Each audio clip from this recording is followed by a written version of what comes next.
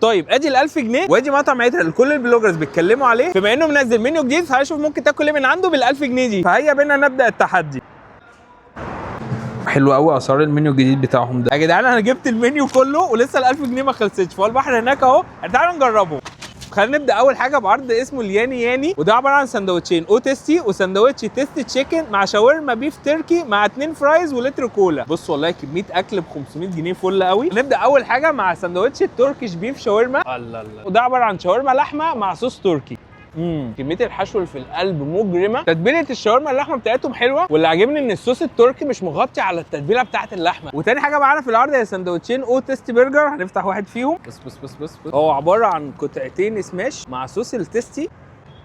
صاحبي عترة بيبدع في السندوتش ده وبيفكرني بنوستالجيا قوي. العيش تحفه، اللحمه تحفتين، صوص التيستي بتاعهم جامد. لا تعال نخش على اللي بعده. ورابع سندوتش في العرض هو التيستي تشيكن. هو برده عباره عن برجر فراخ غرقان صوص تيستي مع الخس والحاجات دي كلها.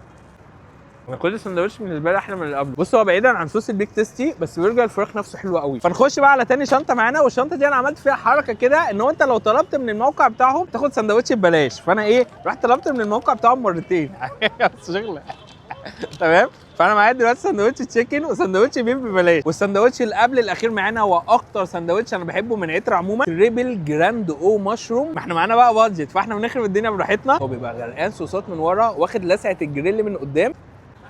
بص انا مهما لفيت فالسندوتش ده هيفضل الافضل لقلبي عموما. صوص الكريمي مشروم بتاعهم خطير، السماش بتاعهم جامد، محطوط مشروم حلو قوي مجرم.